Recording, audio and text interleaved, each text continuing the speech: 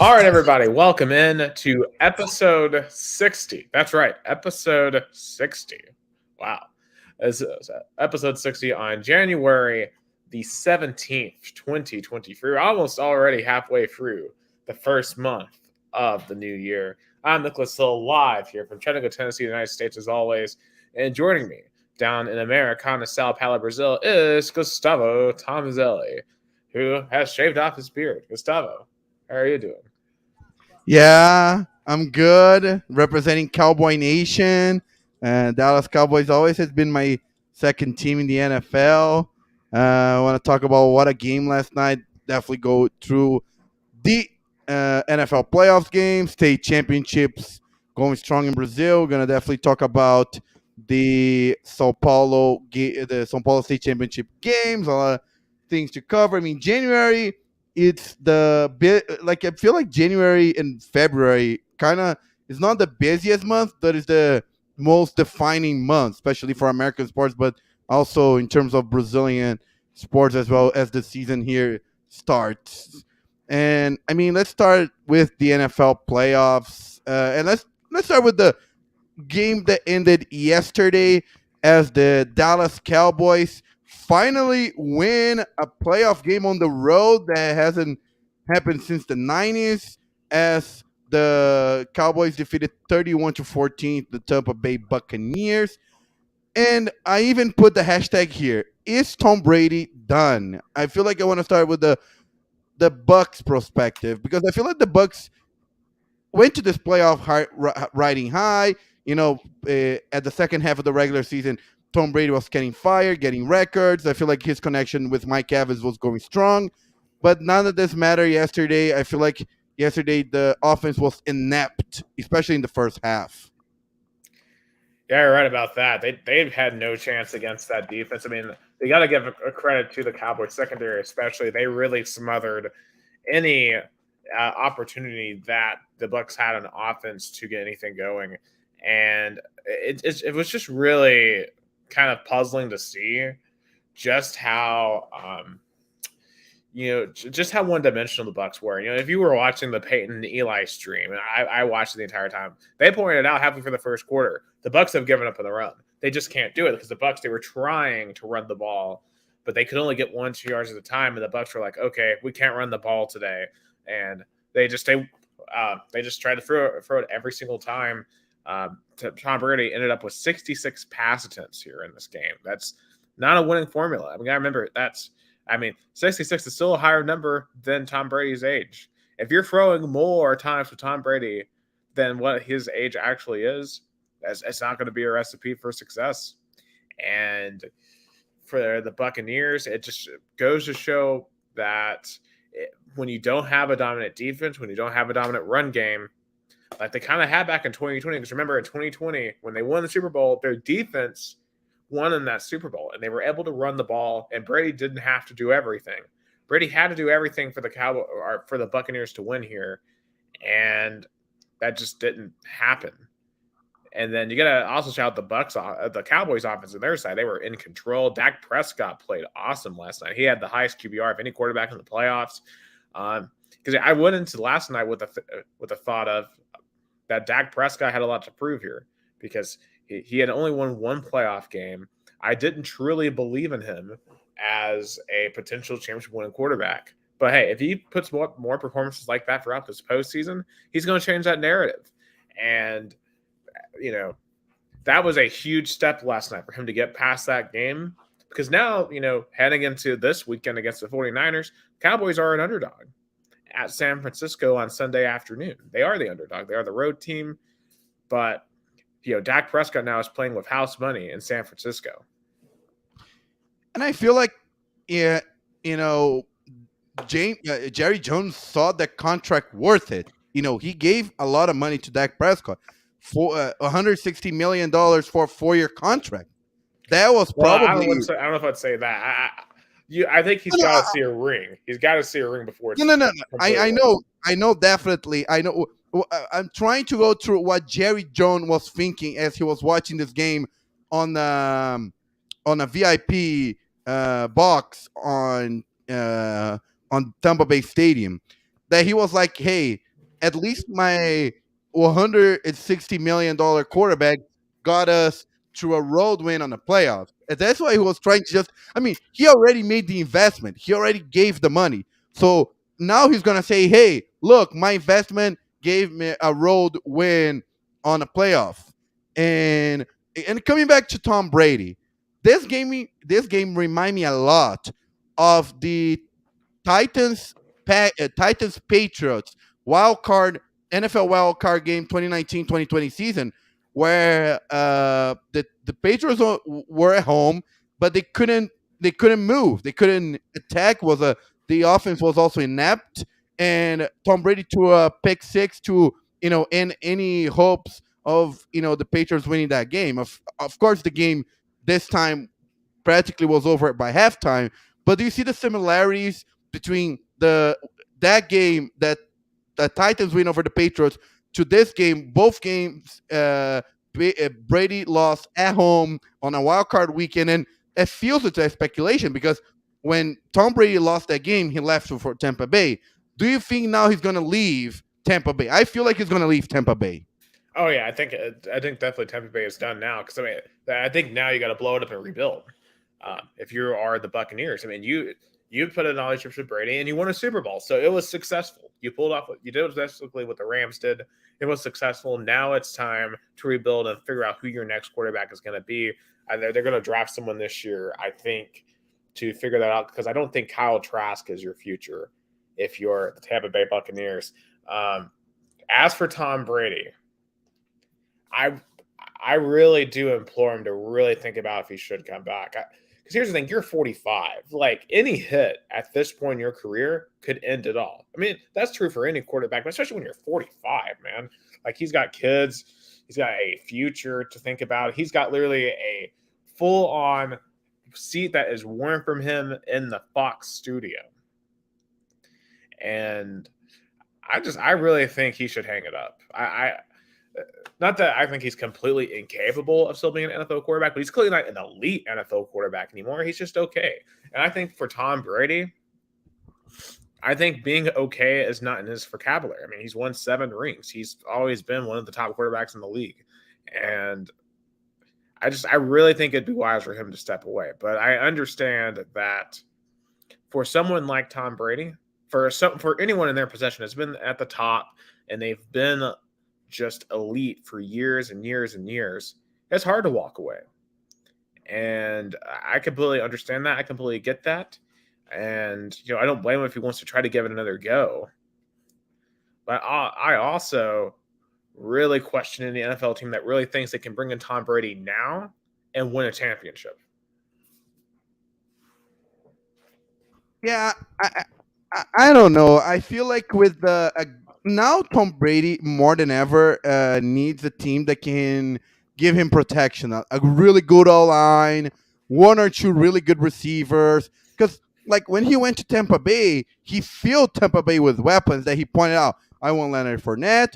I want Rob Gronkowski. I want Antonio Brown.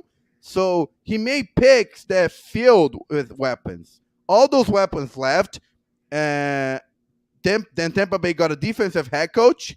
So it's fair for him to leave because the things that he inherited in 2020 is different than he has now in 2023. So, but he's going to look for a team that I feel like Miami is the options because Miami have all of that minus a quarterback. That's what that's what I'll say this though. You can't use Tyreek Hill and Jalen Waddle to their full potential of Tom Brady. I fully think you got to have someone that can throw the ball deep. And Tom Brady at this point in his career cannot throw that deep ball consistently. But he's better than Tua or Teddy Bridgewater. I feel like he's better than when Tua is healthy. Yeah, but Tua that's is actually healthy. The Dolphins. When Tua is healthy, but that's the thing. That's the thing that not only Dolphins fans but Alabama's fans has been wondering. Oh, when Tua's healthy, but since that injury against LSU in 2019, he's never been the same. He's never been the same. So I would definitely agree with that. But if you're the Dolphins, I think you got to give it at least one more go around with Tua. because I don't know who else you're bringing in. Because I thought a couple of years ago, before all the allegations came out, Deshaun Watson would have made perfect sense in Miami. But then obviously everything happened, and I don't blame the Dolphins for not going in that direction. Um, and if you're right, if Tua has another injury plagued season next year, yeah, I think you got to move on. But I don't think you move on to Tom Brady. Tom Brady is not the guy to solve the Dolphins' woes. I mean, literally, I mean, and granted, you could say, well, Skylar Thompson almost won a road game in Buffalo for the Dolphins. So a lot of quarterbacks can win there. So I think if you're the Dolphins, you want to go for a younger quarterback who doesn't have just a year or two, you know, at most. I, I I guess that's a good point, but I feel like this Miami team is built for win now. So you gotta Miami has to go either for Derek Carr or Tom Brady. And but Tom Brady, it feel like he wants to win his journey on a viable team. So he either gonna go to Miami or Las Vegas. I mean, the team that I feel like he really wanted to go is San Francisco 49ers. That's his Oh yeah. dream. But I don't think Kyle Shanahan wants to get an old quarterback since he has, I guess, a rocking young quarterback that we're going to talk about later, how he's looked mature in a playoff game. But going back to that game in Tampa, how much Cowboys fans could be excited, like could be like confident going, as you said, on the road to San Francisco on a Saturday game. So, Cowboy on a Sunday game, because Cowboys gonna have way less rest time than San Francisco. San Francisco had that game over by like what, early fourth quarter. So Kyle Shanahan could even rest the starters. The Dallas Cowboys had, I know also the game was done by the fourth quarter, but it was a Monday night game. So do you think they can play a difference? Yeah, definitely the Cowboys got screwed by the scheduling. I mean, they literally get 2 days less rest than the 49ers. Now, as we saw last year, that didn't matter too much because really both number one seeds went down on Saturday, right? Of last year, both the Titans and the Packers. So, while rest is important, it's not everything. These are professional athletes. They train all year for this. And it's the playoffs. They're going to show up and they're going to fight. They're literally 3 wins away right now from winning a Super Bowl. These are everything that these guys have ever worked for. So I don't think it's going to be that big of a deal. Obviously, having to travel across country, because remember, they were in Florida Monday night, and now they got to be all the way in California on Sunday. That's definitely a demand. But, they get paid millions of dollars to do this. I think they will show up, and I think they will play to the best of their ability. Now, is that going to be good enough for them to defeat the 49ers? That's another question. I think, when you look at all the matchups this weekend, you actually got Bills Bengals, which is going to be amazing. And we're going to get to that there in a little bit. But I'd say this is probably the best matchup out of the four right here. Because it feels like whoever wins this game has a really good chance at making the Super Bowl. And of course, there's a revenge taste because last year the roles were reversed. The Cowboys were playing at home and they were the favorites because the 49ers were kind of like going as an underdog, going as a wild card. And, and they, went to Jerry World and defeated. So it has a taste of revenge. But I guess, if you go back to the 2014, 2015, and 2015, 2016 season where the Cowboys met back to back against the Packers, it didn't matter because the Packers defeat the Cowboys in Green Bay and in Dallas back to back years in the playoffs. But this year could be the difference. But I guess it was a solid performance. It was a good performance. I mean, but also shows that Mike McCarthy also because he had got a lot of criticism last year for play calling, but I guess this time he has more, I guess, good connection with the team. Yeah, but then again, this Bucks team was not very good. I think definitely his mettle as a coach will be tested far more this weekend at San Francisco, where you can't afford to have your kicker miss 4 extra points this weekend. You could get away with it this week. You can't get away with it this weekend. And I don't know what was going on with Brett Maher last night. That was very uncharacteristic of him. He's usually one of the best kickers in the league, and I doubt that will happen again. But that is something that has to concern you if you're a Cowboys, if you're the Dallas Cowboys. Like if he goes out there and misses the first extra point, I think you got to go for two the rest of the game. Yeah, because That's what I was thinking. The same thing. I was thinking the same thing. If you miss an extra, like by the second attempt, you miss an extra point, you go for two. At least if you yeah, got a, if you got the touchdown, the play action right, you got double the points that you could have gone. oh yes, yes, and I just you're gonna need those little points. I mean, people don't really think about the one extra point, but in tight games, those matter. I one of the first games I ever went to when I was younger was a game between Chattanooga and Appalachian State. Appalachian State was number 3 in the country in FCS. Chattanooga was unranked. We had those boys up by 20. We were up by 20 points at home, the box against Appalachian State. And the Appalachian State comes back. They end up winning 42-41. And the only reason, or was it, no, it's 43-42. And the only reason why Appalachian State wins by a point is because the Mox kicker missed 3 extra points throughout the game. He missed 3. If he had just hit his extra points, we would have pulled off one of the biggest upsets of the season. But nope, we couldn't hit our extra points. They're almost like free throws. You don't think about free throws in basketball. But extra points are free points, and in a close game, you can't miss 4. Do you saw there was a like um, like a watch party, cowboy watch party, and they showed the fans' reaction when the kicker finally got an extra point. Right, that was hilarious. They were cheering more than the one of the 5 touchdowns the Cowboys got. So that was hilarious. Shout out to my man Bruno Slonik. We're gonna talk your Giants impressive win. We're gonna talk about your New York. We both called that. We both called it too. Yeah, we called it. We really called it because Kirk Cousins strikes again. I mean, there are 3 things. There are 3 things that are certain in life: death, taxes, and Kirk Cousins is gonna shrink on a big spot game. That's 3 things that are certain in life. Oh yeah, I mean it's just for 3 yards, for 4th and 8, and you throw 3 yards down the field. I don't know. I mean, it's not like Kirk Cousins played bad either, but all anyone's going to remember is that he threw short of the sticks on the last play of the season. But hey, well, that's what we told you. The Vikings all year were frauds. They had one impressive win in Buffalo. That was it. They beat a bunch of bad teams by a small margin, got very lucky against the Indianapolis Colts.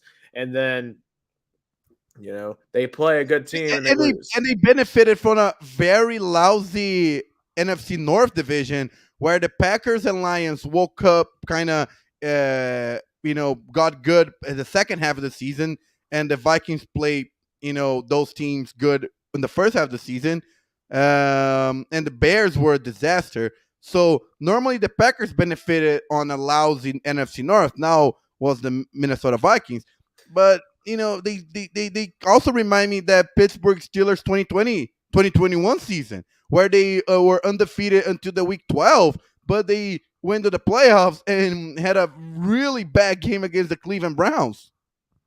Yeah, you're definitely right about that. I mean, by the end of the season, the Vikings were the 3rd best team in their division. I mean, the Lions and Packers both were better by the end of the season. Just the Lions and Packers had such bad starts that, as you said, they were just so far behind.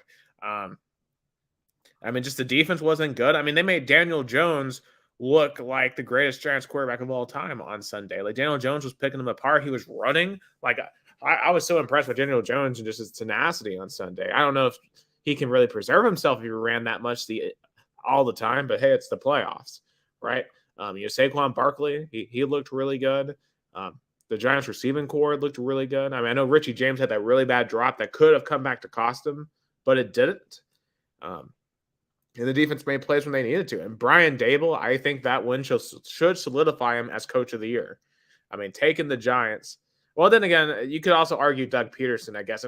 I was thinking the same thing. I was thinking it's so neck and neck about coach of the year, Brian Dable and Doug Peterson. But if you think about it, Doug Peterson inherited a mess. Yeah, inherit a the mess worst team by in the Urban Meyer. yeah, the worst team in the league last year. Um, and then they start off, was it 4-8 this year, and then they win their last five, including um, a win against the Titans in the last game to win it all, or to win the And, NFC AFC South. Then you go out in the first half on Saturday night. You turn over the ball 5 times, and you're down by 27 points. And then, just the Chargers. I don't know how Brandon Staley still has a job today. but before we move on, the Bruno has a comment that is interesting. Daniel Jones can be a better version of Eli Manning. I don't know how much. I don't know how much I'll say that can be accurate. I know he kind of reminds me a lot of Eli Manning in terms of you know being a developing quarterback that can be sometimes be overthrow or have so. But he's improved a lot. But I I don't know. I feel like there's a big test. But that Giants team remind me a lot that when they went to when they won the Super Bowl, they were also the underdog, the wild card team that went road games, but they're gonna have a really test against the Eagles. But the Eagles didn't look good by the end of the year, and there's still a lot of health questions about Jalen Hurts. Yeah, this feels like a upset spot. We just saw literally last year, both one seeds go down. So it's not impossible, and we have to ask ourselves. I think we asked ourselves this question last year: did having the one seed hurt the Titans and the Packers last year? Did having that week off hurt? We saw this a couple years ago with the Ravens. The Titans rolled in there and beat them as the one seed, and it seems like winning a big game the week before gives the team on the road the momentum because they didn't take the week off, like the one seed. And you got to remember the Eagles too. Well, yes, they had Jalen Hurts were out there for Week 18. They only beat the backups of these Giants by one score. So now they got to play the actual New York Giants. And if I'm an Eagles fan, I'm very nervous for this game. Yeah. The all that confidence, all that momentum is going for the Giants because again, they had a really close matchup with their backups on Week 18. They look healthier, they look more stable, and they are not afraid to play good on the road. Look how they did in Minnesota in a hostile environment. So they're ready for. I feel like this, playoff. And I know the regular season kind of stinked, but that at least the first weekend of playoffs were really better than the last 2 years.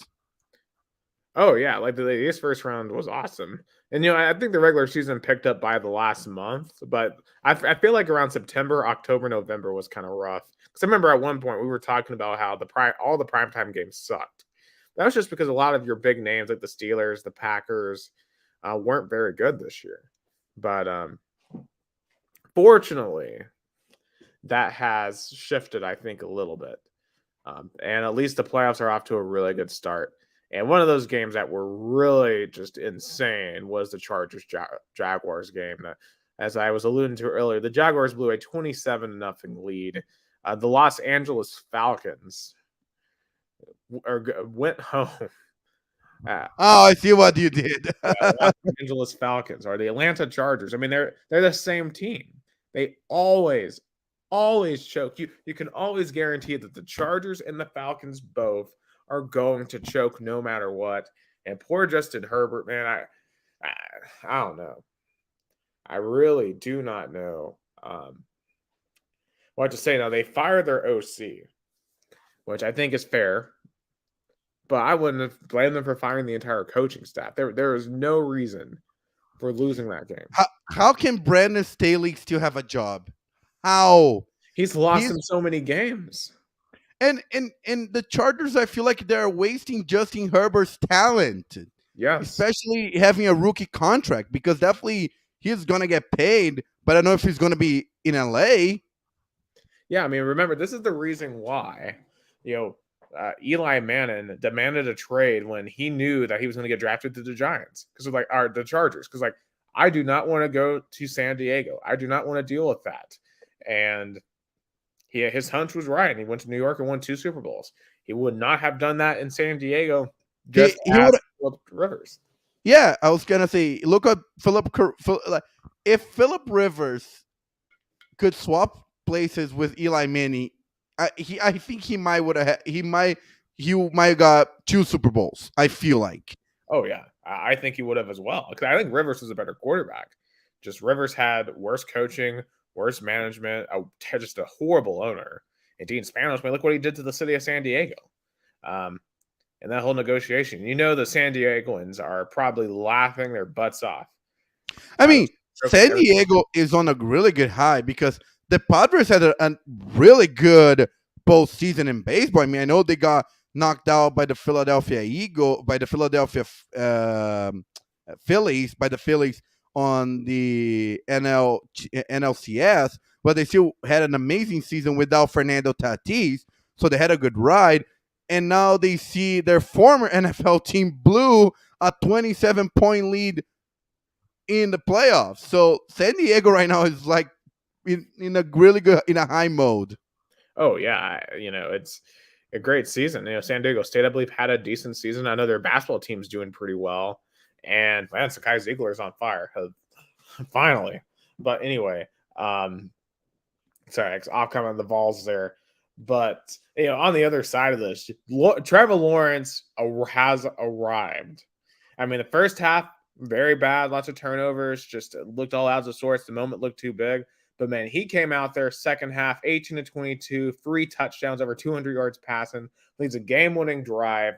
Doug Peterson goes for 2, which sets up the win. I thought he was crazy for doing it at first, but hey, he ended up winning. What else can you say about these Jaguars? I mean, they're a fun team to watch. They're exciting. And Trevor Lawrence, he's the real deal. He ain't a bust. He is not a bust. I feel like it would have been an amazing matchup, Jaguars and Bengals, because it would remind me a lot of the 2019-2020 college football national championship between LSU and Clemson. Oh, yeah. But hey, we still get Trevor Lawrence. I mean, think about the 4 quarterbacks left in the AFC. You have Josh Allen, Joe Burrow, Patrick Mahomes, Trevor Lawrence. We might see that combination of 4 for the next decade, potentially. I mean, the AFC, what the QBs are, what we have in the AFC right now, QB-wise, is just unbelievable. And that's why probably Brady, because Brady's weird, because now the teams they're interested in are in the AFC, the Vegas and Miami. So, I don't know. I feel like if Tom Brady look at it, it's like he might would have think about going to the NFC. That's why he would really want to go to San Francisco, because as you said, AFC is loaded with young, talented quarterbacks. Yeah, and that's what makes the Tennessee Titans situation really bad. And makes it look really stupid that we got rid of A.J. Brown, because now we don't have a passing game. Because the rumor is the Titans are looking at Tom Brady. But my counter to that is, who's he going to throw to? He has no one to throw to in Tennessee. You have Derrick Henry, but he's not. I mean, he can receive, but he's not a consistent receiving running back. Nick Westbrook-Akine cannot be Tom Brady's wide receiver 1. And I mean, if we bring in Tom Brady, I legitimately think we win like 3 or 4 games next year. I'm just going to be real. I just feel that in all 4 divisions they're spread around. Like Joe Burrow's in the AFC North, Trevor Lawrence in the AFC South, Patrick Mahomes in the AFC West, and Josh Allen in the AFC East. So we have all 4 quarterbacks in all 4 divisions. So I feel like they're gonna be the standard in those 4 divisions. They're not like packed up in 1 or 2 or even 3 divisions. They're spread around, so it makes them viable for like a NFC divisional round in years to come. Oh yeah, and that makes like a Lamar Jackson. What's he gonna do? That makes that so much more interesting. But looking at this, Jaguars Chiefs game, the Chiefs once again, the Chiefs, I feel like in the second half of the year that they were really, really solid. That they didn't have a ton of hiccups. Patrick Mahomes is Patrick Mahomes, and he does what he does. And but let's remember the last couple of postseasons they've had some hiccups. They lost the Super Bowl and they got blown up by the Buccaneers. They absolutely collapsed in the second half. That was probably Patrick Mahomes' worst half of his career against Cincinnati last year. And remember, this is still Andy Reid. I know he now has a Super Bowl, but before that, he was basically the Rick Barnes of the NFL. Won a ton of regular season games, have a really good system, but never won in the postseason. He went to 3 straight NFC championships with the Eagles. Yeah, he's won a ton of games, but he just never could win the last couple up until a few years ago. And now, ever since then, it's been more of the same from before. To me, it feels like the Jaguars, they've significantly overachieved. They've on a great run. They're on a super high right now. This just feels like a spot where the Jaguars don't have the playoff experience to win an Arrowhead. At least you would think. But then again, we saw last year with the Bengals kind of in a similar spot to the Jaguars roll into Tennessee, and they pulled off a win. Could you see something similar? Like, who's more likely, in your opinion, to pull off what the Bengals did last year, the Jaguars or the Giants? The Jaguars. I feel like the Jaguars are going high. I feel like they are. They have a veteran head coach, Doug Peterson, who did that before. What a run he had with the Eagles when they won the Super Bowl. So I feel like he's more capable of pulling something like that because he did that before. But I feel like I'm rooting for Trevor Lawrence versus Joe Burrow because they have so similar roots. The way they, exceeded in college, the way they exceeded in their second year, in the NFL. I feel like I'm rooting for a Jaguars Bengals game, and if that happens, then it's Atlanta's going to be sad because I feel like Atlanta football fans are rooting for a Bills Chiefs game because then they could enjoy a really Josh Allen, Patrick Mahomes game. Even you are probably think about going to that game because it's an hour and a half away from Chattanooga. Seeing an incredible matchup. I would definitely at least inquire for the tickets, and if they're reasonable enough, I would definitely consider it. Because it's Josh Allen versus Patrick Mahomes. Why wouldn't I want to go to that game? It's unbelievable, and that's what I'm personally rooting for.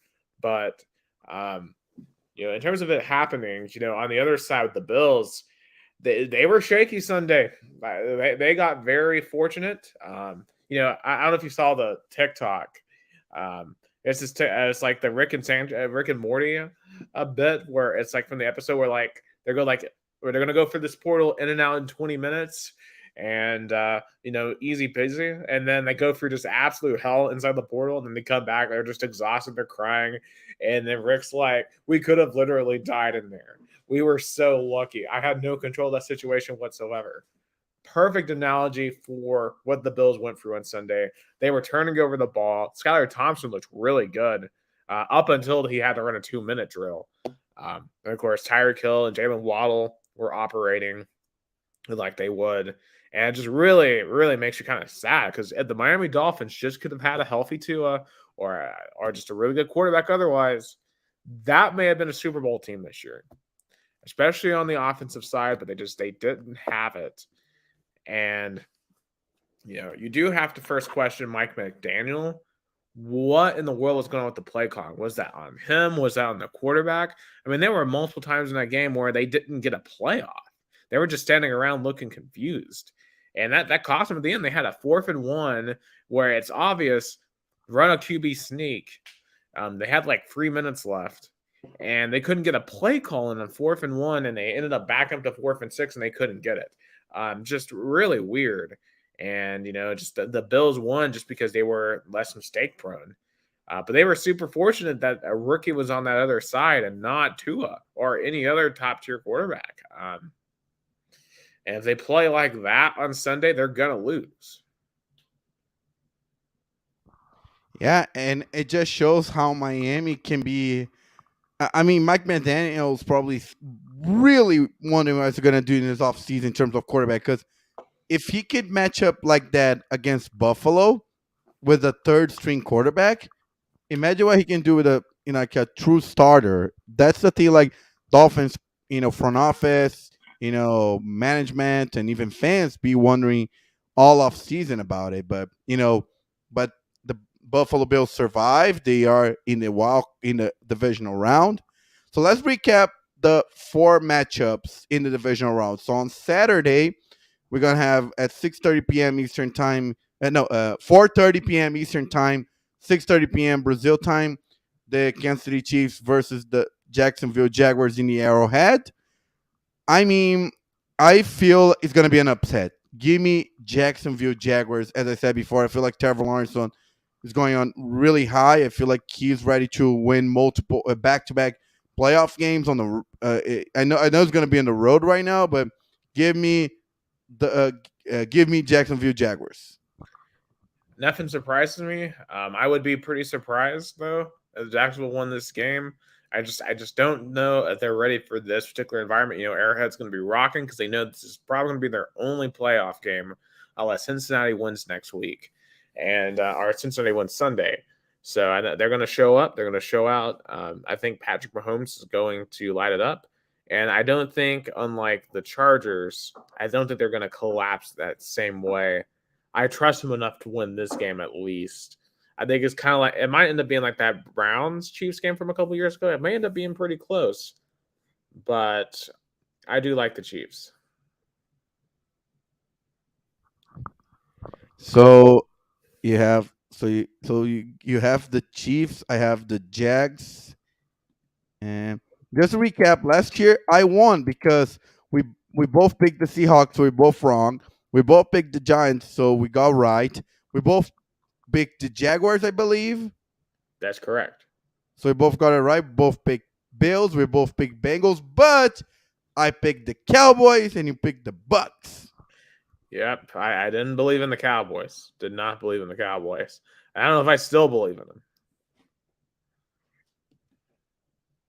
So the next matchup is the Buffalo Bills versus the Cincinnati. Now in the NFC on Saturday at 8:15 Eastern Time, 10:15 Brazil time. The 4-13 Philadelphia Eagles, the number one seed, hosting the 9-7-1 New York Giants. I got the Giants. I'm also going to be an upset. I think the number one seed. I think that uh, I feel like that curse is gonna be continued like last year. And I'd say that would definitely become a curse if this happens. Um, because in my initial picks, I had the Eagles being the Giants, but you know what? I'll agree with you. I'm gonna go with the Giants too. I can't believe I'm doing it, but I feel like one of these is gonna happen, and I have the feeling that it might be the Giants that just do it. And if the Giants pull this off, then we're gonna start talking about 2007, 2011 all over again because they were at 6th seed in both of those. And guess what happened at the end? So now we have the Saturday's matchups. Uh, so we both got the Giants. So on Sunday, now now they're gonna rematch again after their regular season game, of course, for the reasons that we didn't want to. But I'm glad Damar Hamlin's safe. But it's gonna be in Buffalo now. The Buffalo Bills, the 13-3, is gonna host the 12-4 Cincinnati Bengals. So this game was they were bound to happen. They had to be a Bills Bengals game after that regular season game was called off. Yeah, I'm gonna be honest here. I think the Bengals are gonna show up here and be really, really upset because I think you got to feel like that your home field was stolen from you. And granted, they had to cancel that game, but I think they're upset that um, they didn't really get a fair shot to get that second seed or even get a one seed. I don't think they wouldn't have gotten the one seed. Um, and they're kind of mad that they have to go to Buffalo here, and Buffalo looks kind of shaky right now. Um, I'm still going to go with the Bills, though. I think the Bills may be a team of destiny. Maybe we'll see. Um, but I think it's going to be a great competitive game. And if the Bengals lose here, I think should expect the Cincy fans to claim the fix was in. So we got the Bills. I got the Bengals. I think they're gonna go on the road with like they did last season on the divisional round and upset again. Like they went on the road in in Nashville and they beat the Titans. So I think they can do it again. I got the Bengals. I swap. I have the Bengals winning the AFC instead of Kansas City. I had a swap. Oh wow, that was hey, back-to-back AFC championships for the Cincinnati Bengals would be insane. So right now, I still have Bills Chiefs, and I'm still gonna hang with the Bills. I'm still gonna hang with my original pick. Yeah, I had to change since I'm picking the Jaguars to win this weekend. That's why I had to change my pick. Oh yeah, But I'm keeping my NFC pick because to finish on Sunday Night Football, the 13-4 for San Francisco 49ers hosting the 12-5 Dallas Cowboys now in California. I think this year they finally make it to the NFC Championship. Give me the Cowboys. so I picked against them once because I didn't believe them in Tampa Bay. I vastly overestimated Tampa Bay's abilities. But the 49ers are actually legitimately a really good football team. And yes, while Dak definitely had a great performance, I still have my doubts about him in truly, truly, truly big games. And I know yesterday was a truly big game, but this is 5 trulies. This is the 49ers. This is the team that knocked you out last year. This is frankly your one of your arch rivals. Like the Cowboys and 49ers have had multiple playoff matchups over the last 30, 40 years. If the Cowboys are ever gonna win a Super Bowl, you have to beat the San Francisco 49ers. I still don't really believe in him. So I'm gonna pick San Francisco. How if cool Dallas to have gets past this game, then I think they can win it all. But how cool is to have Cowboys and 49ers going on playoffs like back-to-back years? Because in the 80s and early 90s, they were the biggest rivalry. All remember, John Montana throwing for Jerry Rice in 1989 and all those great matchups. So I feel like Cowboys and 49 and both, I think then both fan bases are really big nationally. Cowboys are America's team, but I feel like the 49ers are America's West team is 49ers and the Cowboys on the East team. So I feel like it's the East versus the West, kind of. Oh yeah, there's a lot of fans of both of those teams. Kind of like with the Raiders too. I would say I kind of share that limelight too on the West Coast. But I mean, it's a huge matchup, and it'll get huge ratings there in that last NFL slot. And that's why the tickets are going for as low as $432 compared to 174 Bills and Bengals, $250 for Eagles and Giants, and 143 Chiefs and Jaguars game. Like almost 2 or 3 more times because how big are those brands? Oh, for sure. I don't know what the final number was for last night's game. Could only imagine what Brady versus the Cowboys brought in. Had to bring in at least 30 million, I would say. And this game is going to bring in at least 30 to 40 million. I mean, a lot of the country is going to watch this football game. Oh, that's why NBC probably was very happy by the conclusion of that game because that game fell in their lap. Oh, absolutely. It's going to be. No, Fox. Sorry, Fox. I mean, Fox probably Troy Aikman and Joe Buck, which did a really good call last night. They're probably thinking about, oh damn, if only we're still at Fox, we could have got that really. But probably is going to have really high ratings. Oh, absolutely. I would guess at least 30 million. Oh, that's for sure. So we both had the picks for the divisional round, and I think it's gonna be a great weekend of football. But I mean, and it's so interesting because we talk about the AFC young quarterbacks. Also in the NFC are young quarterbacks. You know, Dak Prescott, Brock Purdy, Jalen Hurt, and Daniel Jones are all like what, mid-20s. Yeah. Yeah. So definitely a bright future. I mean, we're definitely in the new era of quarterback. Like the Matt Ryans and the Tom Brady's of the world, the Kirk Cousins of the world. They didn't make it. And now we're in the new era of NFL quarterback. Like that, I think Dak Prescott is the oldest quarterback playing in this playoffs. He's Yes, definitely 29. 29 because his rookie year was Yeah, 2015. he is 13 days older than me, so he's going to be 30 this year, and he's the oldest quarterback in the playoffs. That's crazy that Dak Prescott's already close to 30. I mean, he's been in the league for a while, because his last college season was 2014 down in Mississippi State. So he's been in there for a while.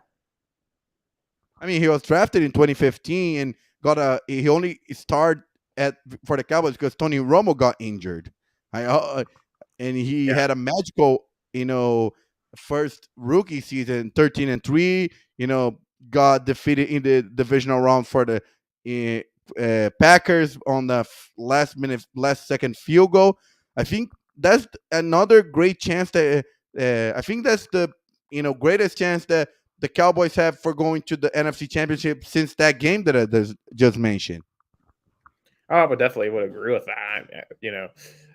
I mean, this definitely is the best Cowboys team we've seen in a very long time. And if any Cowboys team is going to kind of end this long drought that we've seen Dallas have for the past 25 years, it's going to be this one. But obviously, they have a very tough task because I would argue that the 49ers, top to bottom, might have the best roster in the NFL. So it's going to be very difficult for them to do this. But if they can find a way to get past San Francisco this Sunday, then they can beat anyone.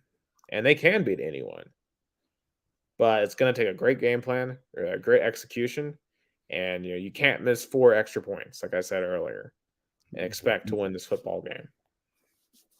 You just can't. You just can't do that.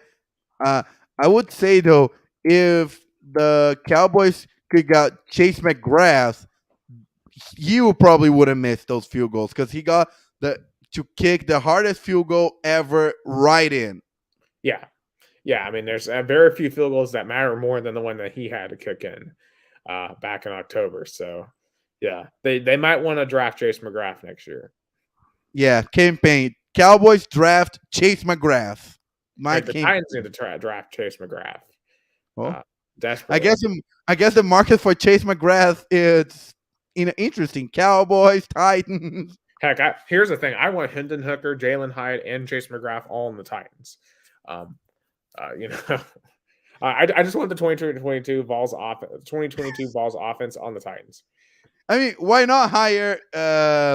Why not have a part-time offensive coordinator in the Titans for? What I've suggested to some other people is we convince Alex Golish to leave South Florida and come be the Titans OC. Ooh. That way we get the best of both worlds. We keep Heupel in Knoxville, and then allow his right hand man to bring the offense to Nashville. That's true. I mean, but I guess he wanted to have a high head coaching job down in the USF. But speaking of Tennessee Titans, Nick, they got a new GM. I mean, we both said that they needed to hire the GM at least a month or two before the draft, and they did not waste any time to get it. Yeah, the Titans have hired Ryan Carfon. He was the director of player personnel for the 49ers. Apparently, the 49ers have gotten a third-round pick for this. So, we'll just have to wait and see. It's really hard to say whether a GM hire is good or bad until you see some of the moves that they make. Carfon's been in the 49ers front office since 2017 and has been in the role of player personnel since 2019. Um, so it's certainly really interesting. When you think about Carthon, he's been hired. He's the fourth candidate that's been hired away from San Francisco in the past 2 years. You're Robert Saleh and Mike McDaniel. Uh, both were hired away as head coaches. Martin Mayhew is now Washington's GM. I think he's doing a decent job there. I think this could be a really good hire. He's going to have a lot of work to do though, especially on the offensive side of this ball. Defense, I'm not as concerned about. I think defense will be all right. You get a piece, two or more in the secondary, or hope Roger McCreary really grows into the role that he got asked to be put in this year. But offensively, it's a disaster. The Titans' offense right now is an absolute disaster, and they're going to have to fix it, especially that passing game. Got to get some new receivers. Got to get perhaps a new quarterback. You got to get a new offensive line. The whole thing is a disaster. Oh yeah, as we discussed, probably the Titans are going for a long rebuild winter. I'll say for at least we're going into hibernation, guys. It's not going to be pretty. Yeah, it's again. Reminds me a lot of the 2012, 2013, 2014 era, kind of where they had to rebuild, and they got Marcus Mariota. They drafted Marcus Mariota, then they improved year by year, and they were then a viable team in the playoffs by 2017, 2018, 2019, 2020, and now they're gonna have to restart again. That's why that loss against the Bengals at home in the divisional round hurt so much for the fan base. I mean, you probably could tell a lot about it. Yeah, I mean that you just knew when that happened that was it. And all that effort, go ahead. And especially when AJ Brown got traded away, you knew then that was just a moment of what are we doing? What are we doing? And we didn't even score 30 points in a single game this year. So you got to start anew. You have to start anew, and I have a feeling next year is not going to exactly be the most exciting year of Titans football, but hopefully we can chart ourselves on a path back to relevancy in the next 3 to 4 years. Because I don't see it next year. And I was gonna ask you, sorry to cut you off, but do you think that loss against the Bengals wasted all that rebuild that Titans did over a majority of the 2010s? No. Look, we've won. Look, that period of time from like the end of 2017 through like 2021, it was a fun time to be a Titans fan. Like there's a lot of great wins in there. I mean, beating Tom Brady on the road in his last game as a Patriot. I mean, beating Lamar Jackson as a Raven. Do I wish we did more? Absolutely. Winning the division, something the Titans didn't do for a while before won the division for 3 straight years in a row. I mean, that was phenomenal. I mean, we had a great run. But the name of the game in the NFL is winning Super Bowls, and we couldn't even get to one. So at the end of the day, you could say, yeah, it's a failure.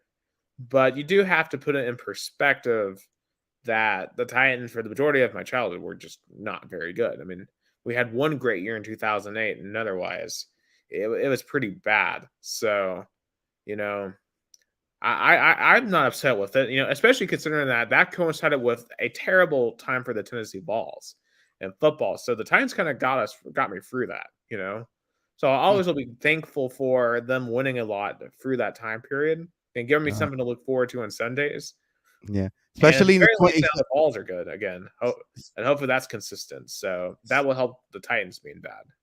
Especially in 2020. 2020, the Titans really help you go through football season because the Vols, oh my God, that was the lowest of lows on Saturdays, followed by some of the highest of highs on Sundays. So yeah, I'm just glad things have changed. I feel like we probably would have. It'd be interesting to recap with our experience covering the Vols in 2020. That was I'll say a remarkable experience to say the least of going through all that. Yeah, I mean, Just seeing a train wreck unfold every single day, just unbelievable. Um, yeah, I'd really have to sit down and really just think about every single little thing that unfolded in that time span. But yeah, the whole thing was a disaster. But hey, it was all worth it on October slash year. So And it was to all worth wrap up the NFL, again, now we're gonna go back to the Aaron Rodgers rumors because he said he's mulling to come back. I mean, for a Packers fans, it must be off season must be exhausting. It must be exhausting to have off seasons as a Packers fan with all that drama that Aaron Rodgers creates. Yeah, I mean, Aaron Rodgers really legitimately said that I am. So this is some of the quotes that he said. He said this in the Pat McAfee show today. He said, "I think I can win MVP again in the right situation. Right situation is at Green Bay or is that somewhere else? I'm not sure, but I don't think you shut down any opportunity. Like I said during the season, that's got to be both sides actually wanting to work together moving forward, and I think there's more conversations to be had." I think no player wants to be part of any type of rebuild. I said that years ago. Reloads are a lot of fun because you feel like you're close. You're only a couple guys away. This game is about relationships. It's about the players you play with and count on, even if they don't show up huge in the stat book. Um, and take all that away, I still need to mentally get to a point where I feel 100% locked and ready to play a 19th season. And if I do, then we'll walk a roll and figure that out. If I don't, we'll go into the jungles for a while. So that's what Roger said. I mean, what I had to tell you is that if I was a Packer fan, I would have begged, "Hey, man, if you think you can't win here, at least get us a trade that can at least have we can have some like cap back or don't stuck with your awful contract and go have your awful contract somewhere else." Yeah. And it's like, oh, I want to reload. I don't want to stick around for a rebuild. But you put Green Bay in this situation with that contract. You put them in that situation. I mean, and Green Bay agreed to it, so it's their fault too. But you demanded that contract. You didn't give them any wiggle room, and now you're constantly distracted, and now you're saying, "Oh, I got to be emotionally ready to make this decision." I'm like, you have a whole franchise that whose whole course is decided by whether or not you make this decision. It's just once again, it's self-absorbed. I mean, what other think about this? And obviously his segments on Pat McAfee are entertaining, but what other player in the league has their own personal segment on a sports talk show to basically go out and just give their own platform? I mean, again, I feel for the Packers fans because they're not winning a Super Bowl anytime soon. Anytime soon. I don't see them winning even by the end of the decade with how much they're stuck with Aaron Rodgers and how much I think Jordan Love is improved. I mean, do you know what's worst? Aaron Rodgers not only having that awful contract, he might be kind of derailing Jordan's Love progress. Growth. I have a fear of. Yeah, I think you have to cut ties with him next year, and you gotta let Love have a shot next year. You gotta let him roll. Oh, let's go, Kamala. What a shot. Anyway, and you gotta let him roll. You gotta find out if he's the guy or not. You still don't know if he's the guy. It's like having a 10-year-old in diapers still. Like you gotta figure something out. You gotta let him do it. Yeah. So we will see what happens in the offseason for the Green Bay Packers. And again, definitely be talking about the NFC, the NFL divisional rounds this weekend. But I guess let's go straight to the college basketball and the Tennessee Volunteers. I know looks like they're doing really good tonight. Yeah, I'll be honest. It didn't look like that at first. Through the first 15 minutes of the game, 5 minutes left in the first half, the Vols had exactly 10. They had 10 points. If you look at the screen, Gus, they had 10. 10 points. But hey, they have woken up. They were 2 of 15 in the first half from free. I've been sitting here watching. They are now 8 of 9 in the second half from free. And now they're up by 9, 64-55. I got the game. I put the game here. I have the game here as well on the timeout. Yeah, so it's a so you do have to give them credit. It's a good bounce back, particularly after what happened Saturday and after that first half. They're without Santiago Vescovi tonight and Tyrese Key, so that's your 2 best shooters. So any win tonight's a good one. Even if it's against a pretty bad Mississippi State team, they don't really have an offense, but they are a decent defensive team. But clearly, the Vols, even without our 2 best shooters, good enough to win tonight, it looks like, unless something really bad happens here. And it certainly is good to see this considering what happened Saturday, because that was probably one of the most disappointing regular season losses ever. And granted, it's college basketball, so a regular season loss in college basketball isn't as bad as a football one. So, I'll get over the Kentucky loss soon, especially if they win and we're up. But it feels like for where that game came, with where Kentucky was coming off some really bad losses, we were on a roll. I felt like it kind of came out of nowhere. But it shows Tennessee's weakness. When we are off on offense, we are off on offense. And it feels like you can't get it back in that game. And it just now feels like they finally woke it up there in the second half, because they were bad in that first half tonight. Thankfully, the defense was still great tonight. And, the defense honestly wasn't terrible on Saturday. I mean, Oscar Sheboy was great underneath. But that's Oscar Sheboy. He's supposed to be really good. He was the defending player of the year last year. But we really missed like 5 or 6 layups at the rim on Saturday. It was a bad day to be the Vols basketball team, but you just got to hope it's one of those games that you have every now and then, and that most importantly, you don't have it starting the second week of March. If you're going to have the game, have it now. But this is the problem with the Vols under Rick Barnes. They're going to have that type of game when they play like Illinois in the second or third round, or Purdue, or Gus, I think your mic's off. Or even Oregon State in the first round in 2021. Who can forget that? Utah, or just insert whatever random team we're going to face, like San Diego State, just some team that's good enough to we don't show up on offense. Purdue, do you remember Purdue? Our best shot we had, we lost to Purdue. Yeah, but that wasn't even the offense's fault. I mean, we got robbed in the last play. The ref screwed us out of that one. But, we still fell behind by 17. I know, but a foul was called against us when it shouldn't have been called. But,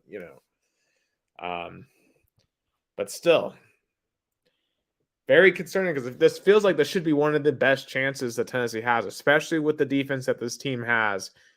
But can we trust this offense enough for 6 straight games in March? I'll have to see it to believe it. Oh, Rick Barnes not happy with, I guess with the refs. Oh, I see Bob.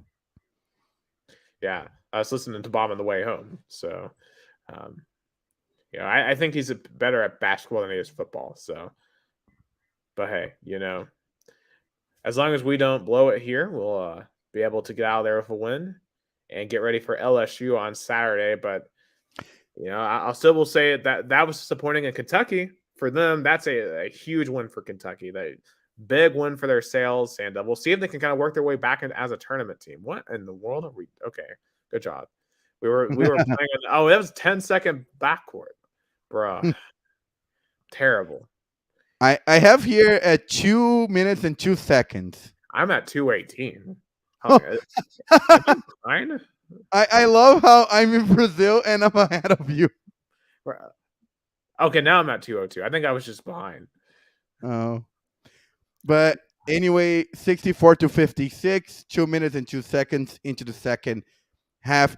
And do you see how John Calipari was so excited with that game on Saturday? He, had very touchy moment with ESPN reporter. Yeah, that's not okay. That was not okay. Look, and I'm not one of these like, I don't know if I really should go in that direction, but you know, you still should not place your hands like that on anyone in a professional setting. Like it's not professional. It's not a good look.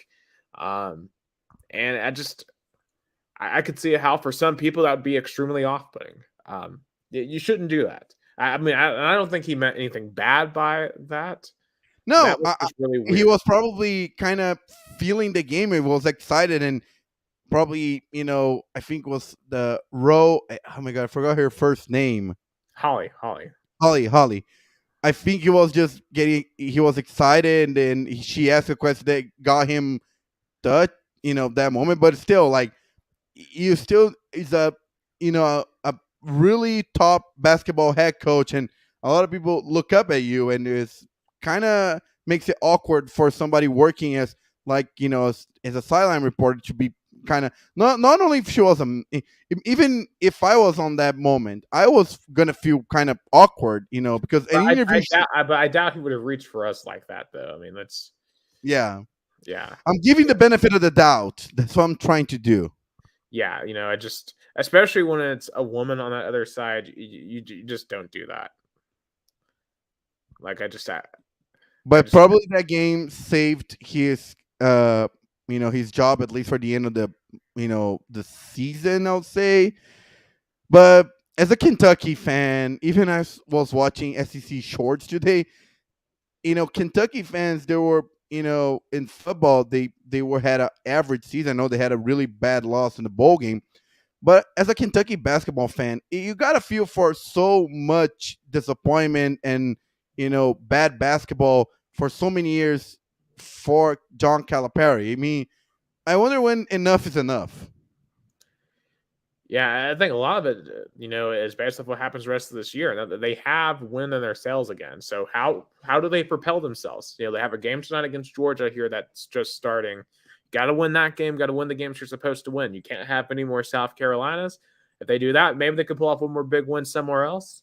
They're a tournament team, and then you see what happens. Kentucky's made runs before.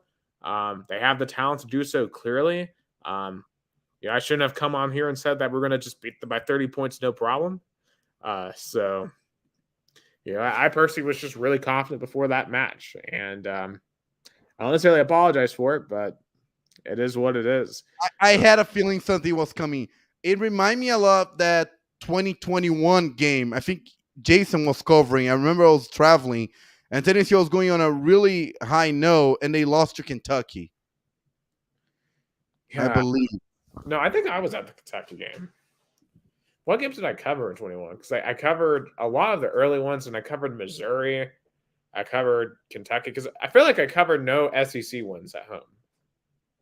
Because Yeah, I remember I was at Missouri, we lost. I was yeah. at I don't know. I don't lost. know if it was you or Jason was covering, but that game reminded me a lot of the February 2021 game where Tennessee was going on really high note. Well, they were 15-6, and they lost by 15 by the Wildcats at home. That game, Saturday's game, reminded me a lot of that game.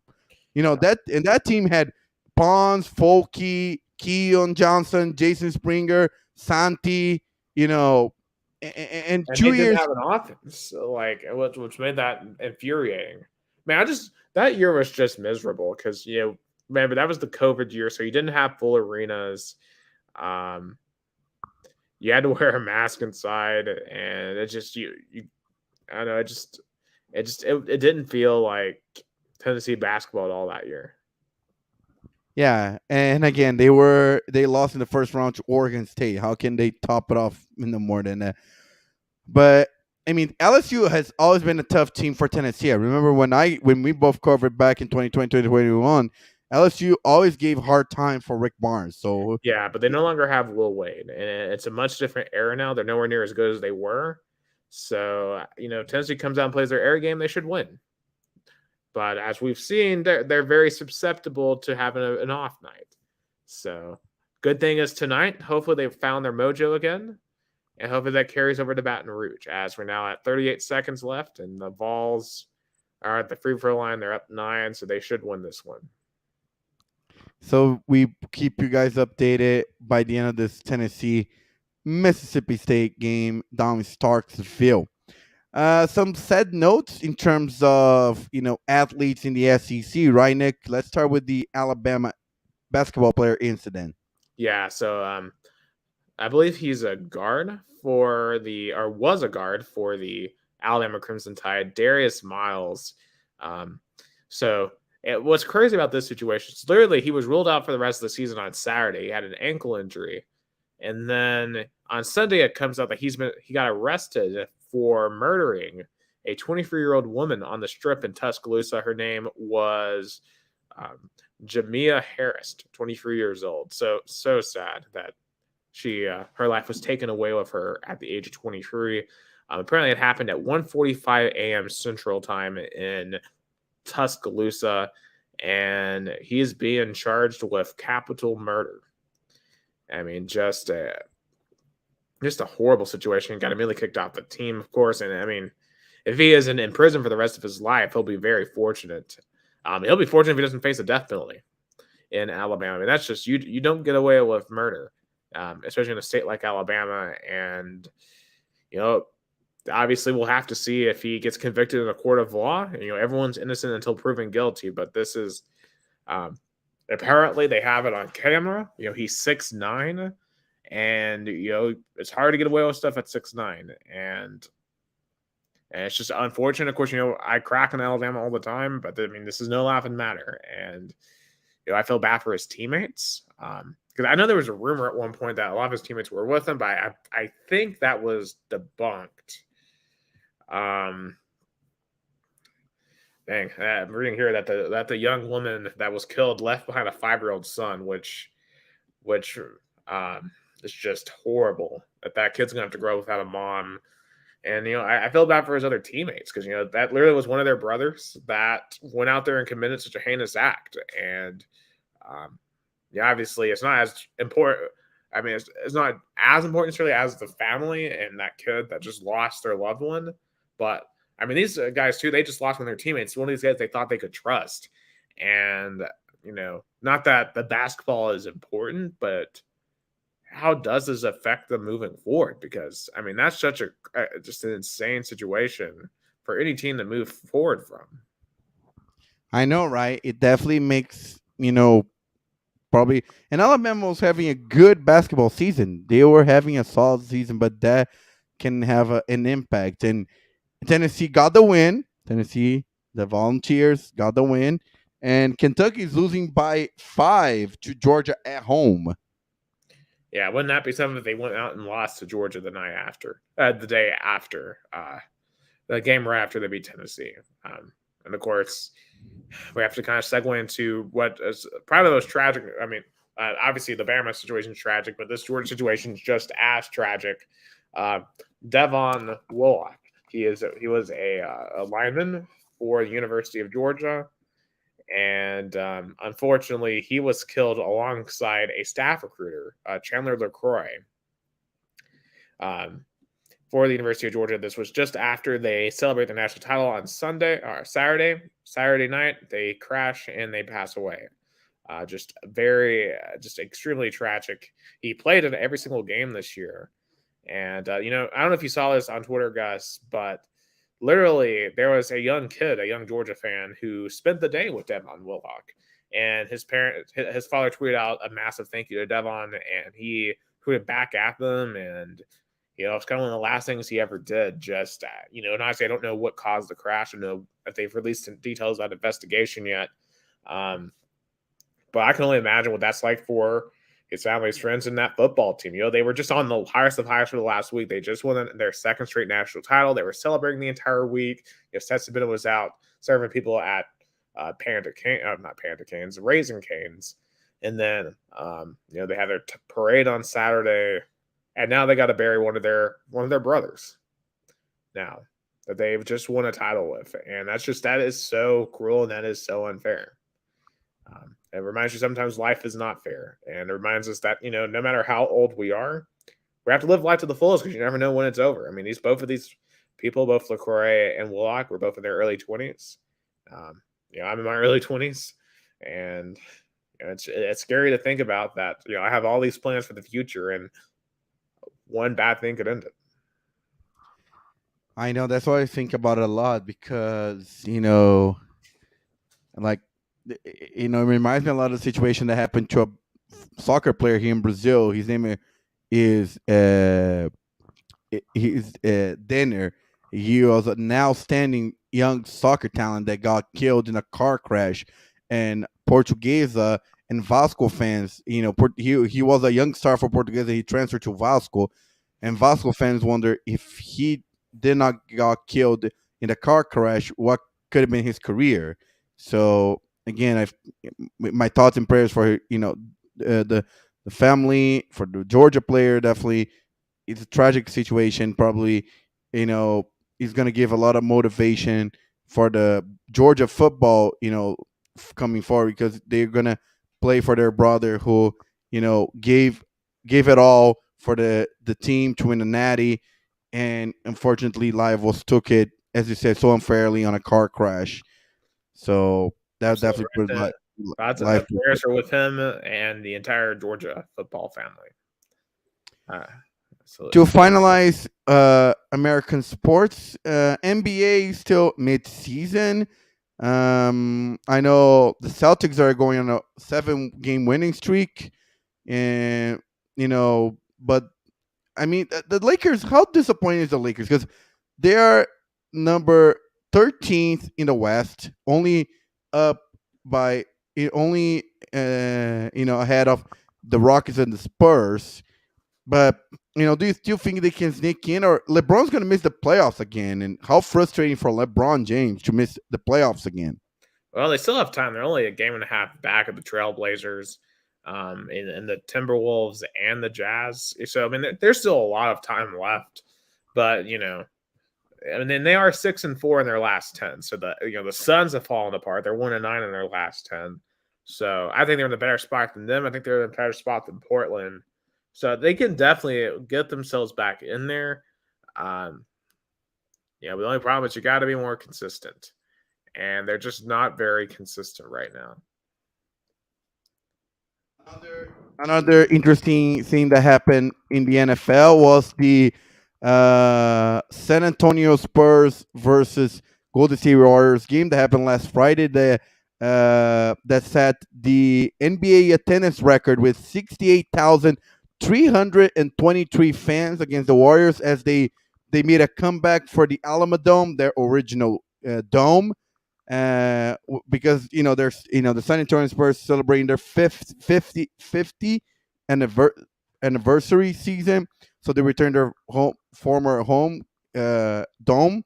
So how good is it to see at least the NBA still has a popularity down in Texas to break an attendance record and have 68,000 fans on the regular season game? Oh, absolutely. The Spurs, for a long time, they've been one of the benchmarks of the NBA. Now, I know this year they're now going for a rebuild. They're 13-30. You don't even recognize half the names on their roster if you really look at it. Actually, they do have Josh Richardson, shout out Vol for life. But yeah, but still, it's still a cool thing to see the NBA do cool stuff like this, and they really should be experimenting more. Because here's the thing: the NBA regular season is too long. But if you're going to have it be this long, then you got to do interesting stuff like that to get eyeballs, and hopefully this inspires them to do more like that. I feel like why not other NBA teams experimenting playing in larger arenas, like the Hawks playing at Mercedes-Benz Stadium. I don't know, like It would as you have to be say, the right opponent because the Hawks can't even fill out their own arena. but maybe that will give something, for the fans to fill up the arena. I mean, the Spurs have even less, motivation to go, and they set up a record in the Alamo Dome. So, You're right but about that. But the Spurs have a very hardcore fan base. but one thing that point out is interesting. As we talk about the Spurs, because Greg Popovich was Bill Belichick version in the NBA, cranky, rigid, but he had a system that got the Spurs a dynasty and a lot of titles in the NBA. But as do you think Popovich also is due for a retirement like Bill Belichick? Isn't he retiring after this year? Because I think he is, or has he not announced that? Because it just feels like he should. Like it is his. At this point, he's just not a. His system is not what it used to be. It doesn't dominate. He didn't have the personnel. It feels the Spurs they really need to go into tank mode. I mean, there's nothing confirmed that he's retiring this season. He signed last April 1 year extension, but there's nothing confirmed that he's going to retire. There's nothing any not any news outlet that's saying that he's retiring. So It feels like the magic that they had with Tim Duncan and Tony Parker and Mano Ginobili and Kawhi Leonard. I mean, that's dead. yeah. So. And it's funny how similar the Spurs and the Patriots were because, as Tim Duncan and Greg Popovich was a great duo like Bill Belichick and Tom Brady were, I feel like, Kawhi Leonard was the next generation like Jimmy Garoppolo, but, it didn't work out. And then Jimmy G got to go to San Francisco and went to a Super Bowl. Of course, they lost. And Kawhi Leonard went to the Raptors and got a title. So I think the trajectory of the Spurs and the Patriots are really similar. You're definitely right about that. I mean, that Kawhi Raptors run, that still probably is the most weird NBA title run ever. But yeah, but still, we're going to keep, updating New York. I hope my New York Knicks stay at least in 6th seed, going on, a good season. As yesterday we got a good win. We got a loss, but it was a overtime on the road versus the Raptors. But we're having a good season, and it's always good to have the Knicks, in the playoffs. So also, another update, another NBA news regarding the Warriors. They went to the White House today to, meet Joe Biden as the NBA champions. So another update in terms of that. But anything else for America? Let's swing back to Brazil. Yeah, let's go down south. Yeah, let's go to Brazil as the state championships kicked off this weekend, and I want to show the goal the Bragantino scored with my broadcast. I went back to broadcasting game on stadiums this Sunday, and then you had the opportunity to see the goal and the broadcast. De clube Americana. Hurtado na ponta direita, pode fazer o cruzamento na área rasteira. Arthur! Gol!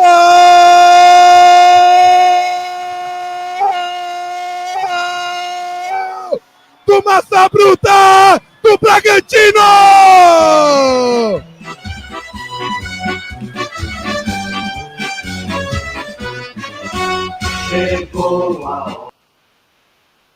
I'll have to say this. I really wish in America we played a song on the radio every time after a team scored. What? I really wish in America we played a song after a team scored. Like imagine Bob Cutson goes like touchdown Tennessee, and then it goes into Rocky Top. Yeah, I feel like America should do that. It's like that was Bragantino's anthem, so I feel like they should put an anthem like Rocky Top or or Sweet Home Alabama for Crimson Tide. I love when we can put this. It makes even better when when a team score. Oh, especially when we have the game on the radio. Yeah, but hey, on that goal though, that was a very good cross though. That led to end up behind the defense because there was 3 defenders. So I don't know if that was bad defense or just an excellent pass. It was a bad defense because I have a lot to say about Corinthians though, because I was expecting they play better, but oh my god, they played terrible. Of course, they were missing some key players like Yuri Alberto, a striker, and great midfielder Renato Augusto. They might be back this Wednesday, but God, they look awful. They look inept in offense. Their transition was horrible. I asked even Coach Fernando Lazaro, he was debuting as a Corinthians head coach on Sunday about that because Corinthians couldn't transition to defense to offense. They couldn't have a midfielder to create opportunities. Their strikers had to come back from midfield to get the ball, and that's just not gonna. It's not gonna work. They need to find a better midfielder to have a transition. And I was disappointed to Julian and Michael. Those are really good midfielders, but I rarely say their names in the broadcasting. So I I still give the benefit of the doubt. It's still the beginning of the season, still the first game, but Corinthians gave me a little concern, and the defense was really old.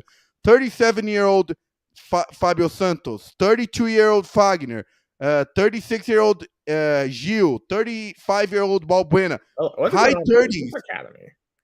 Yeah, it's a very old defense, and you said the cross came from the right side. Of course it did, because Fabio Santos will give like an avenue. Bragantino dominated the right side of the field. Artur, every time Artur got the ball on the right side, Fabio Santos panicked. It was like, God, again. And Artur created, the guy who scored, created so much opportunities, and so many Bragantino players lost opportunities. He had to go there and get the goal. And Artur was speculated to a lot of big teams like Palmeiras, Flamengo, even abroad, but he stayed in Bragantino. In a post-game interview, he said that he's happy to stay in Bragantino. He feels like he can mature, and he is a player to watch out for the future. He's a really smart, fast, dribbling striker. Artur, the guy who scored, he looks really good. And how old is he right now? He's probably in his mid-20s. Okay, I so believe. I'm another guy that's ever going to develop into like a national player. I mean, I don't know. I'll say though of course probably he has to play. He's 24 years old. I feel like of course he needs to play in a bigger team. To prove he can be like to go to the national team. Probably playing for Bragantino might not give the spotlight there to be in the national team, but he is a bright player going forward. And Bragantino. Yeah, so like Bragantino, where exactly are they at in Brazil? And like, what is like their statue like in Brazilian soccer? So since 2020, since 2019, they have a partnership with Red Bull, like New York, like Leipzig, like Salzburg. They are from the Red Bull kind of franchise, and they are in the first division, the first division nationally. Last year, there were a lot of high expectations because they went to Libertadores. They were the runner-ups in the Sul-Americana. They had a really disappointing second half of the season. That's why they fired Mauricio Barbieri and got a Portuguese head coach, Pedro Caixinha, which did a good job in the first game, but it's still the first game. But, Bragantino has a lot of expectation. And you heard how the crowd was pulling for Bragantino. The fan base is, they are, excited.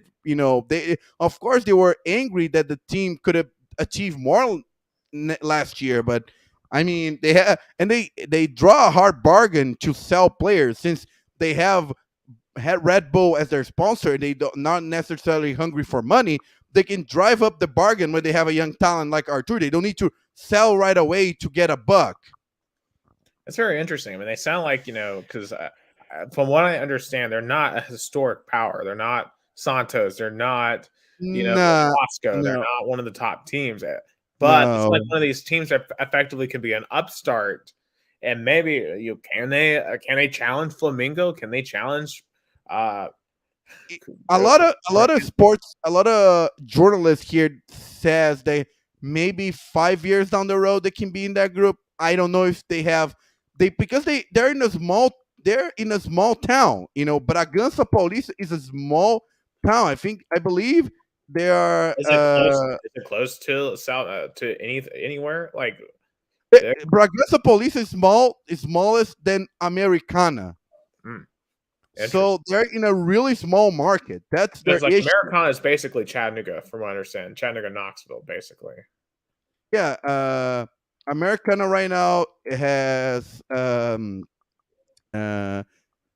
I think 242,000 people, and Bragança Paulista has 170,000 people. That's literally Chattanooga then, because Chattanooga's about 180,000. Yeah, so Bragança Paulista, I know they're like 30 minutes away from Campinas, which is a million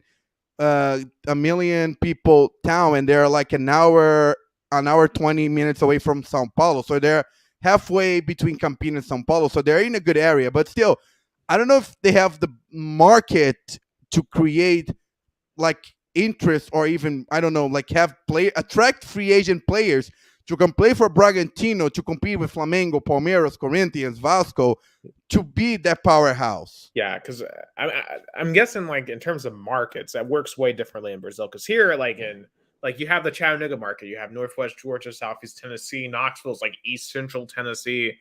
But the markets in Brazil, I'm assuming, work way different. It's like mostly just your city, an extreme surrounding area. Yeah, I mean, as much as Red Bull did a tremendous job marketing the team and promoting the team and attracting fans, because Bragantino was okay as a countryside team. Of course, they had a really good run in the early 90s. They won the state championship in the 1990. They were the runner-ups in the Brazil national championship in 1991. So they had a good run then. Then they fell apart. They went all the way to the third division of the state.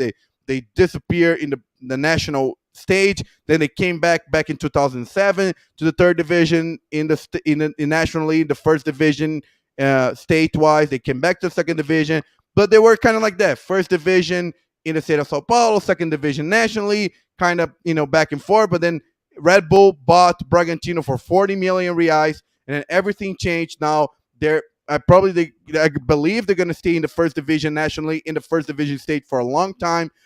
I thought they were gonna go achieve more last year, but I feel like the pressure caught up to them. I thought they're gonna go have a deep run, let's say in the Libertadores. I'm not saying they're gonna win it, but at least make it to like the second round. At least they make it to the playoff, but they didn't advance to the group stage. So that's why I still a little bit skeptical of Bragantino. I don't know if they can handle when the big pressure come, when they have to play a Libertadores, or if they get to like a deeper run the Brazilian Cup. I don't know if they can handle a big pressure situation. It really makes sense. It sounds like they really gotta learn how to win in those pressure situations. Yeah, and I don't know, because it's like they're still on a small market mindset. I know Red Bull is a powerful company. They had success in all around the world in terms of managing team, but I don't know if, and also Bragantino still is a developing team. They prefer to have those kind of young talent players to sell in a really high value than attracted veteran players on free agency. That's why it's like a Red Bull mindset. They rather have young talent than veteran talent and spend a lot of money. That's why also I feel like Bragantino are not going to compete with the top dogs, because they don't want to go out there and spend a lot of money in veteran players. I mean, I guess that would make sense. If you're trying to maximize profits and you're kind of just young, exciting brand, you think you can kind of develop within. And it sounds like what some of the Corinthians needs to learn, trying to figure out how to develop your youth account, may not end up with 32-plus-year-old defenders. Yeah. I mean, we have some promising defenders. I like Murilo. He was a defender that played Corinthians in the Copinha. But still, though, I feel like the Corinthians defense is really old. Yeah. It is be real time. So, for the camera.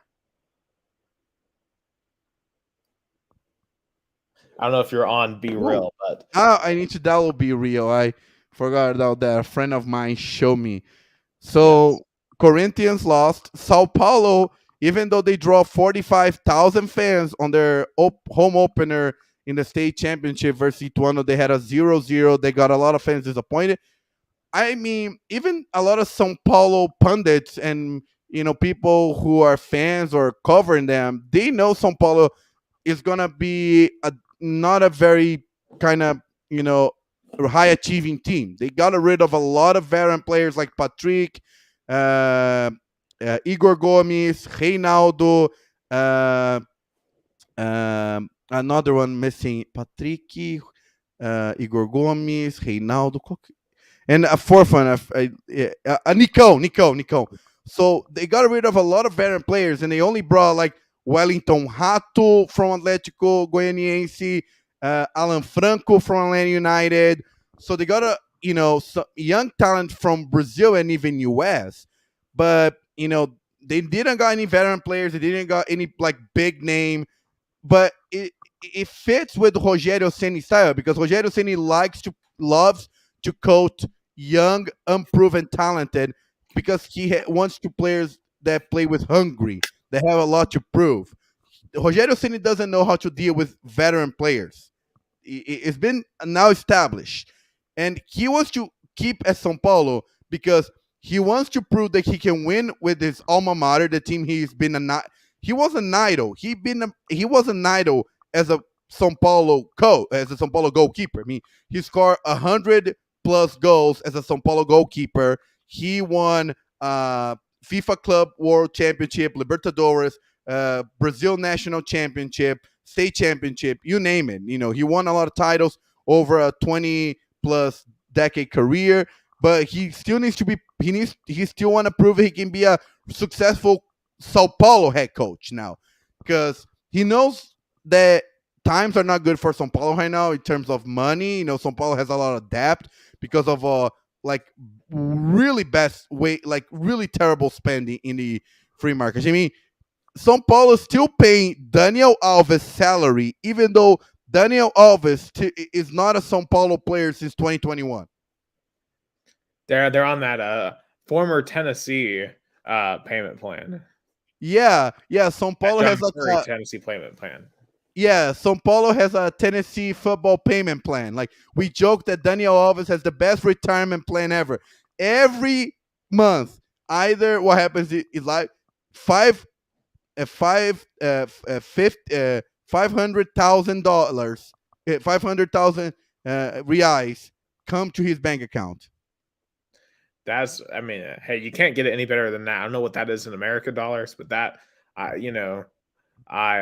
you can't get it any better than that. Let me see how much in dollars is $100,000. Yeah, that's pretty good.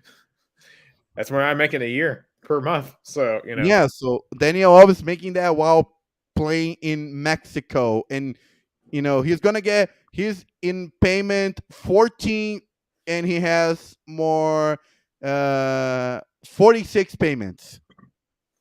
Yeah, Aaron Rodgers wishes he could do that. Yeah, I know. And Palmeiras got a tie with São Bento. 2 goals that were nulled because of an offside. I don't see panic. Of course, a lot of Palmeiras fans are worried because Palmeiras sold a lot of good players, but didn't got any players on the free agency. They sold Danilo and Gustavo Scarpa to Nottingham Forest. Eric Hendrick was sold to Real Madrid, but he's only going to go next year. But still, though, Palmeiras fans are worried. Palmeiras did not got any players in the free agents market. And everybody was like, okay, we trust you, Abel Ferreira, but we are worried that Palmeiras roster are good, but they're not deep, especially in the striker position. Palmeiras does not have a good striker. They have Menentiel not good, Flocco Lopez not good, Breno Lopez not good. So they're putting Hendrick as a striker, and he's not a striker. He's like a winger.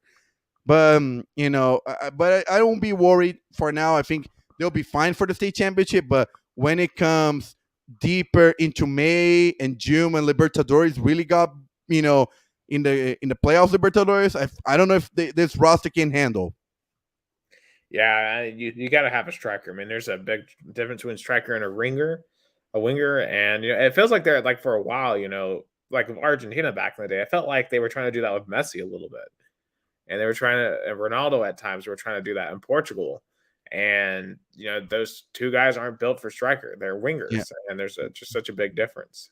Yeah, because Palmeiras has a really good offense with Dudu, Rony, Hendrick, Rafael Veiga, but they don't have that number 9, that striker that can, put the ball in the net. Like, São Paulo has Caleri, Corinthians has Yuri Alberto, so that's a big question mark for Palmeiras in this upcoming season. Santos got a win 2-1 in a game very emotional for Santos fans. The first game after Pelé passing away, a lot of homage, a lot of honors for Edson Arantes do Nascimento before, during, after the game. Santos got the win 2-1. It was so beautiful because the second goal came from a beautiful play by number 10, Soteldo. So I feel like he really honored Pelé by doing a Pelé kind of play. Really beautiful cross for Lucas Braga to score. Officiating was terrible in that game, but Santos got the win. It was the only on the Big Four to get the win in the state championship opener. Week 2 starts this midweek. Uh, uh, Santos, Corinthians play at home versus Agua Santa. Guarani and Santos in Campinas are going to be broadcasting that game. Sao Paulo and Palmeiras both on the road. São Paulo plays Ferroviária in Aquaraquara, and Palmeiras playing Botafogo of Ribeirão Preto also on Thursday. So, I mean, a team from my area here, Internacional de Limeira, they lost 3-0 at home in the opener, but then they went on the road and beat Mirassol. I'm a little impressed. I don't know. They're going to have to play Corinthians on Saturday at home. It's going to be a tough matchup, but, a lot of, kind of, we're still in the week 2 in the São Paulo State Championship. Rio State Championship also happening. Flamengo dominating. Even they first game they play with the reserves, then now playing with their starters because they have to kind of prepare for the FIFA Club World Cup. They won their first 2 games, and I mean, Rio State Championship is just way worse than São Paulo. I mean, we always joke that if the 5th position team, the best on the small teams in the state of Rio, I don't think they could match up against in the São Paulo State Championship. But Flamengo doing good, Fluminense also doing good, but also São really that much deeper than Rio? I mean, that just yeah. In the São Paulo State Championship, there are players from second division, even first division team.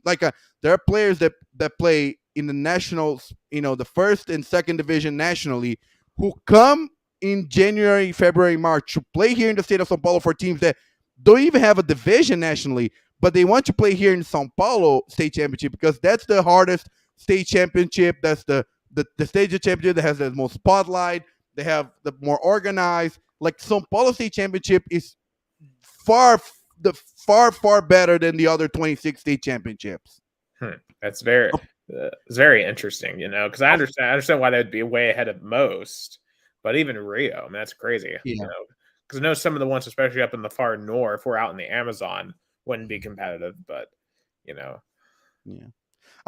second division in the state championship in São Paulo probably better than most of state championships like nationwide. I say, even in terms of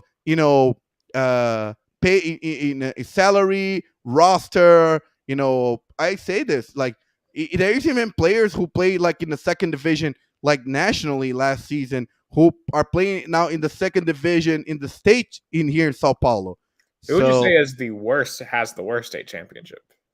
Roraima or Rondônia, because they're far north. They're just irrelevant. But in terms of the states that are relevant, I'll say the worst is Rio, because Rio has such a disparity between the top 4 teams. No, Flamengo, Fluminense, Vasco, Botafogo, and all the rest.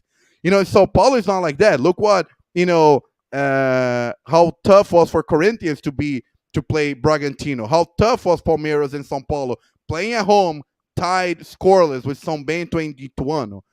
And Fluminense, won their first 2 games. Flamengo easily won their first 2 games. Vasco lost, tied scoreless, but they're playing with their backups because they're going to play in America tomorrow against River Plate on a friendly game. So I think Rio has really, I mean, the disparity, because when you compare state championship, you compare in terms of competitiveness. The strength not only for their big teams but also the rest of the teams to make the championship. Yeah. I mean, it's really interesting to think because in the U.S. I mean, when you think about all the different state championships, you think about a Texas, you think about California, you think about Florida. But it still feels like even the Tennessees of the world still have competitive teams. It's just interesting to compare it to Brazil and see how it really is concentrated in just a handful of states. And even within those handful of states, I'll tell this: Sao Paulo, in terms of soccer, is like the SEC. It's like the SEC. We're richer, we care more, we're more passionate about it.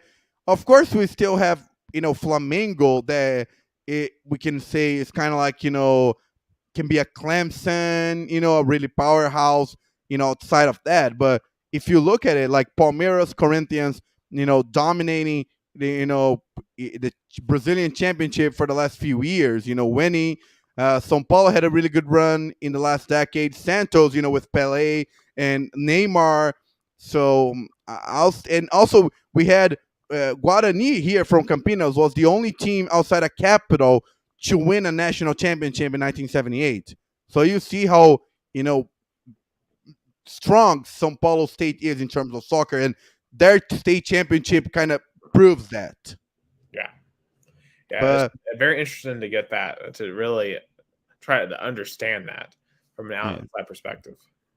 And to wrap up, also in the Rio Grande do Sul State Championship, the Gauchão, we had an interesting debut. Luis Suarez, do you remember him? Oh, yes, Mr. Headbutt. Yeah, former Barcelona, Atletico Madrid player. He debuted for Grêmio and had a really impressive game, had a hat trick. I know it was against São Luís, which is a small team, but still, Suarez looked really like, I feel like Palmeiras should have gone for Suarez, though. I feel like, probably Palmeiras could have, really, had a good run, but, Suarez chose Grêmio because it's closer to Uruguay. He's like a 1 hour, 1 hour and a half of plane away from like Montevideo, and he has a competitive roster. I know it's still like the Rio Grande do Sul State Championship where you don't have only have Grêmio Internacional, but was an exciting night for Luis Suarez in front of a sold-out crowd in Arena do Grêmio in Porto Alegre. Mm-hmm. It's interesting to see kind of, we talk about this in MLS a lot, European stars coming over to the U.S. to kind of retire, play. It's kind of interesting to see Suarez do that in Brazil. Oh, yeah, and the Grêmio fans are they're so hysterical about him. Like, when he landed in Porto Alegre, thousands of fans were in the airport to host him. He had a sold-out crowd for his, presentation in the an event for presenting him. Another sold-out crowd tonight for his debut. And now that he scored a hat trick in first game, probably Grêmio fans are like, are excited, and also Suarez, it feels like he fits Grêmio because Grêmio is about that passion, that endurance, that will to win, and Suarez is always a player who has shown that, and he's talented, so that's why Grêmio fans are so passionate about him because he has the Grêmio style plus being a very really talented soccer player. Yeah, I mean, there's no denying his talent. Of course, I know he has some incidents in his history that will kind of always live with him when we think about the headbutt. And wasn't he one that also bought a bit of player too? Yeah, Giorgio Chiellini in 2014 World Cup in Italy versus Uruguay in the group stage when he bit. Yeah, but I mean, still obviously a great player. Yeah. A terrific. I mean, the best trio that I've seen in an offense is the MSN trio: Messi, Suarez, and Neymar. That was a very, very good trio that probably is going to take a long time to see. Oh, absolutely. Yeah, I'm sad it didn't last long. It was probably like 3 or 4 seasons, but that trio was incredible in Barcelona. Incredible. Yeah. To finish up, Copinha still happening. Palmeiras destroying it. Probably big favors to get back-to-back titles. And Palmeiras playing Floresta of Ceará. Sports versus Goiás. Santos playing Fortaleza. and we had the last team defined as Ituano eliminated Internacional on penalty kicks. Going to face America Mineiro on Thursday. So that's it for Brazilian sports. I mean, and Vitor Pereira. Oh, I forgot about Vitor Pereira's debut at Flamengo. Got a big win, but I still hate him so much. I cannot even listen to his interviews. It gave me nausea. Oh boy, I cannot wait until he has some big games. I cannot wait to hear what happens because that's going to be that's quite the story.